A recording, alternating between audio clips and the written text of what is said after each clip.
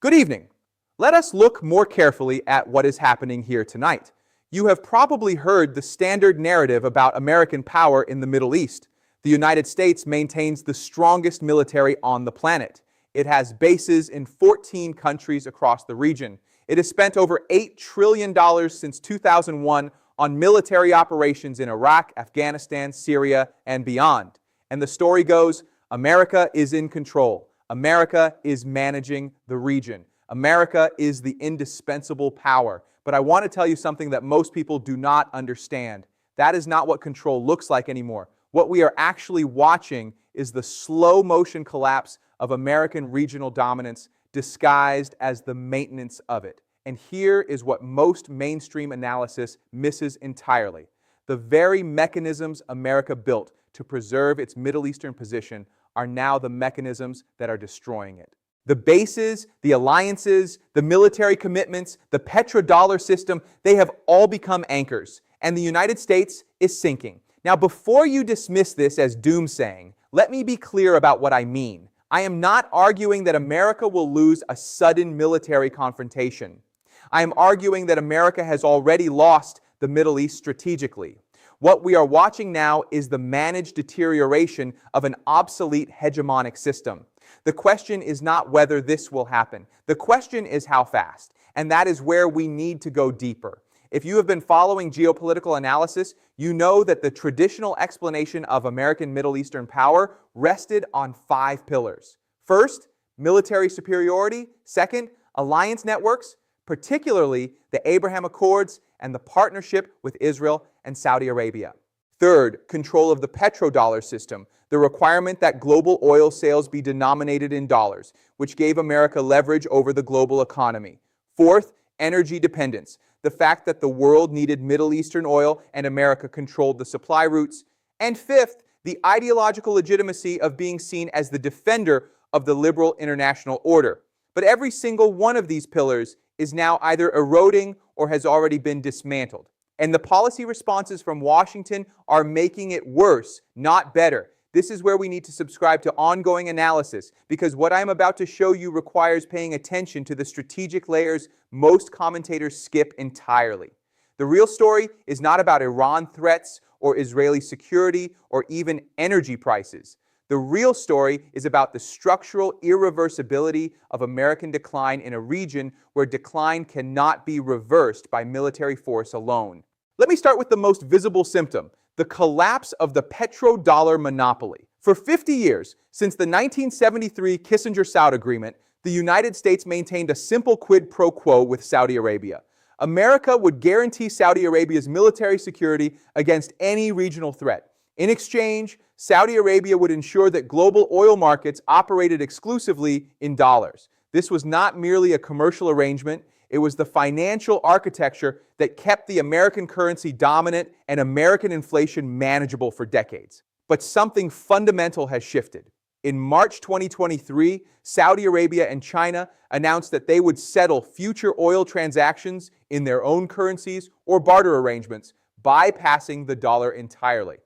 This was not a minor technical adjustment. This was the first crack in a 50-year monopoly. Now watch what has happened since. In 2024, the United Arab Emirates conducted its first major oil settlement with China in yuan instead of dollars. Saudi Arabia has deepened its ties with the Shanghai Cooperation Organization.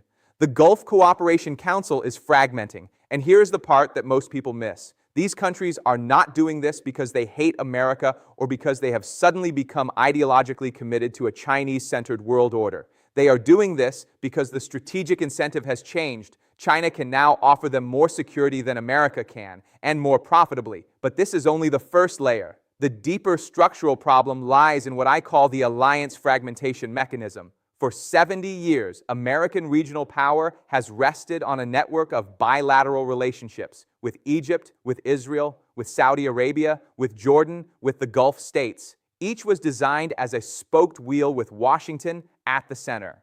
But that model only works if America can credibly guarantee security to each partner simultaneously. And America can no longer do that. Look at what has happened in the last decade. The United States withdrew from Iraq in 2011, then had to return in 2014. It withdrew from Afghanistan in 2021 in a catastrophic collapse that shattered American credibility across the region. It promised to contain Iranian expansion and then negotiated with Iran. It backed Saudi Arabia and Yemen and then imposed restrictions on weapon sales. It promised to defend Israel and then conditioned that defense on political demands. From the perspective of every regional actor, American commitments have become unreliable. And unreliability in regional security guarantees is the fastest way to destroy an alliance network. Here is where the second structural problem becomes visible. When alliances weaken, regional actors do not simply accept American dominance. They hedge, they build alternative partnerships.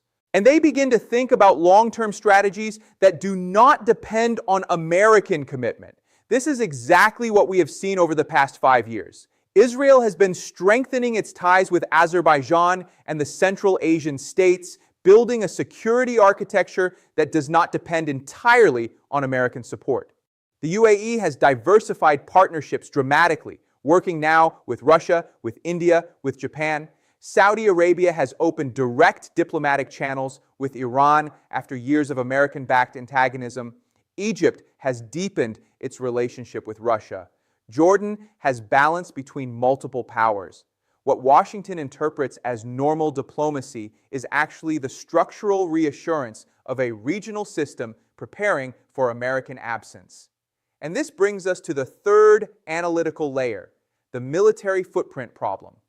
The United States maintains approximately 40,000 military personnel stationed in the Middle East across more than 30 bases. This sounds like strength.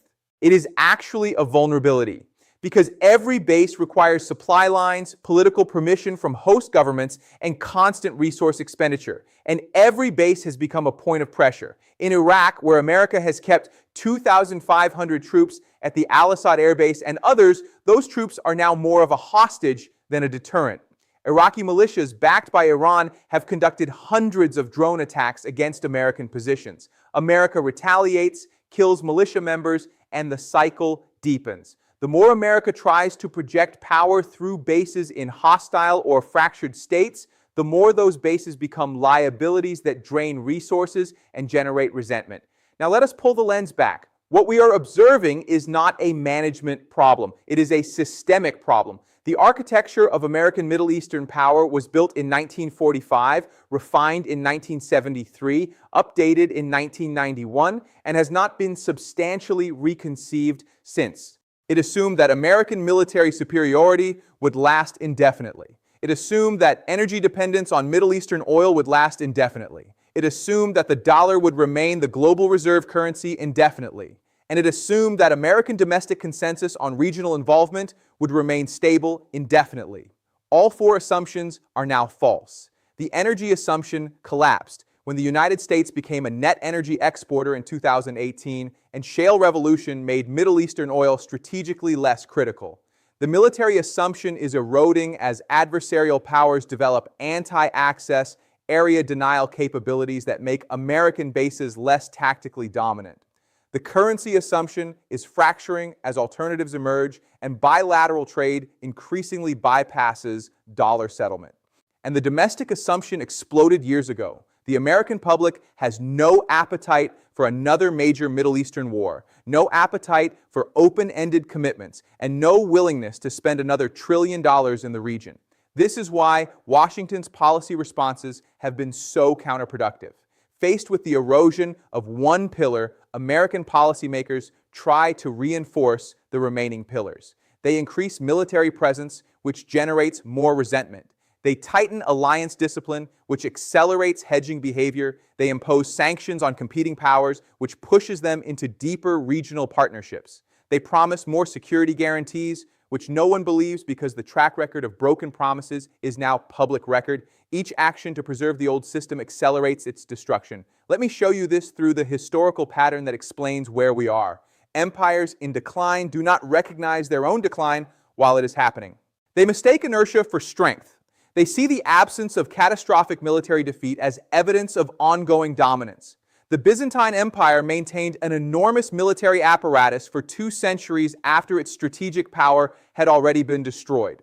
It lost province after province because it lacked the economic base to defend them all. It tried to hold positions through pure military expenditure until the system simply collapsed.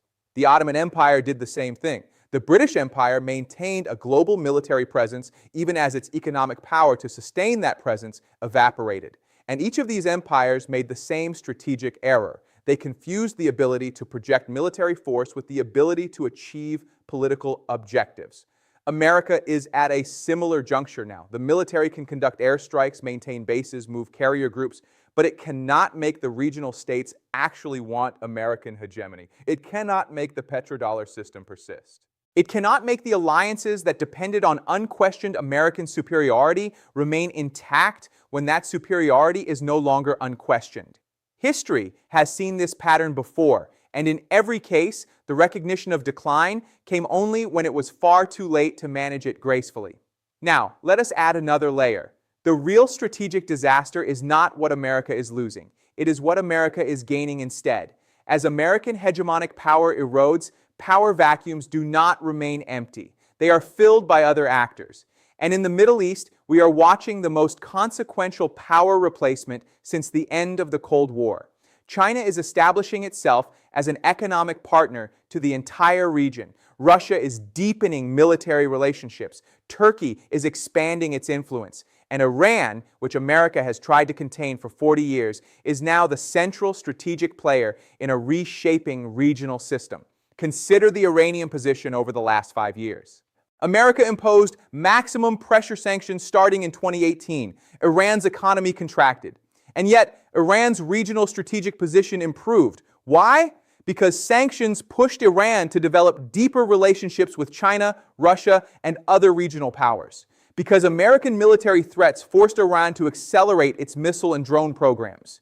Because American inconsistency, withdrawing from the JCPOA, then half proposing to return to it, convinced Iran that it could not rely on diplomacy and had to rely on deterrence through military capability, and because American naval presence became less intimidating once Iran developed the weapons capacity to threaten American bases and shipping lanes. Each sanction, each threat, each military deployment by America actually made Iran stronger, not weaker. And this is the opposite of what sanctions are supposed to do. The second major power replacement is China. Over the past decade, China has invested over $300 billion in Middle Eastern infrastructure. From ports to refineries to solar farms, it has become the largest trading partner of Saudi Arabia, the UAE, and Iran. It has signed 15-year strategic partnerships. It does not maintain military bases, so it does not face the sovereignty resentment that Americans do. It does not make demands about internal governance or human rights, so it does not trigger the nationalistic backlash that American pressure creates. And it is patient. It thinks in decades and centuries, not election cycles. From every regional leader's perspective, betting on China is a hedge against American withdrawal and a positioning for the future that actually looks more stable than betting on America. Now, here is where the prediction becomes urgent. The strategic trap that America is in is this. The more America tries to hold on to Middle Eastern dominance, the faster it accelerates the transition to a post-American regional system. And the transition is already irreversible. Within the next 36 months, we will likely see at least 3 major developments that will lock in this transition permanently. First, the integration of Middle Eastern economies into Chinese-led financial and trade systems will accelerate beyond the point where American sanctions can be effective. Second, the military partnerships between Iran, Russia, and China will deepen to the point where confronting any one of them means confronting all 3. And third, the domestic political consensus in America for continued Middle Eastern involvement will collapse sufficiently that Washington will be forced into a strategic retrenchment that looks like defeat. But here's what most people miss. This does not mean American interests in the region will be abandoned. It means American interests will have to be pursued through different mechanisms. Instead of hegemonic dominance, America will have to settle for great power competition and negotiated access. Instead of expecting obedience from regional states, America will have to treat them as independent actors with their own strategic calculations. Instead of trying to control outcomes, America will have to accept a region where multiple powers have influence. This is not a catastrophe. it is a recalibration. But it requires recognizing that the age of unilateral American dominance in the Middle East is already over. Let me paint 3 scenarios for how this plays out over the next decade. The first scenario is the managed decline scenario. America gradually reduces its military footprint, renegotiates key relationships on a partnership basis rather than a dominance basis, and concentrates its resources on the competition with China in the Indo-Pacific region, where America's strategic position is far stronger. In this scenario, American influence in the Middle East diminishes but does not disappear. The region becomes genuinely multipolar. Energy flows to multiple buyers. Weapons come from multiple suppliers. And the Middle East becomes a region where the U.S. competes as one major power among several rather than as the hegemonic arbiter. The second scenario is the confrontation scenario. America, recognizing its declining position, tries to use military force to arrest the decline. It escalates against Iran, attempts to block Chinese economic penetration through sanctions and interdiction, and tries to rally Israel and Saudi Arabia and other partners into an anti-China coalition. This scenario leads to military confrontations that America cannot win without catastrophic costs. It pushes Middle Eastern states deeper into Chinese and Russian arms, and it accelerates the very transition America is trying to prevent. The third scenario is the fragmentation scenario.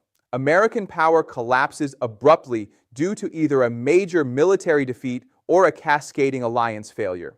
In this case, the Middle East enters a period of acute instability where regional powers, bereft of American stabilizing presence, begin direct military conflicts over territory, resources, and influence. This is the worst case, and it is the most likely if America pursues the confrontation scenario. Which scenario actually unfolds depends entirely on whether American policymakers can recognize the structural reality of their position and act accordingly.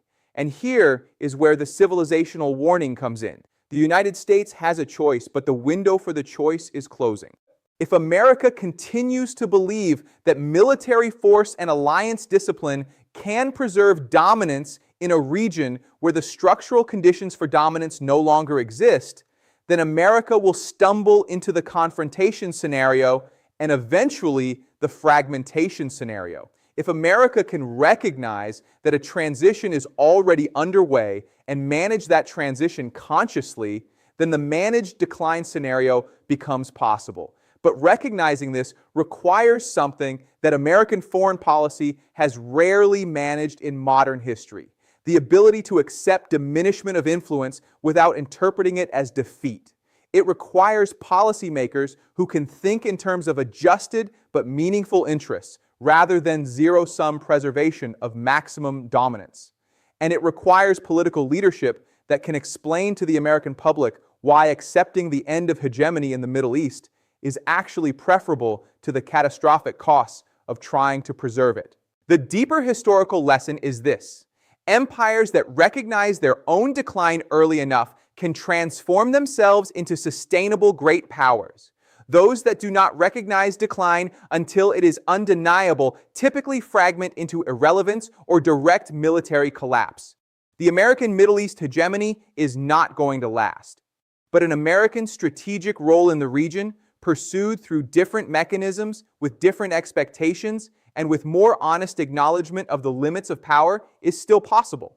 Whether America chooses that path or whether it chooses to exhaust itself trying to restore a hegemonic system that structural forces have already rendered obsolete, that choice is the real story. And that choice will define not just American Middle Eastern policy, but the entire architecture of global power for the next several decades.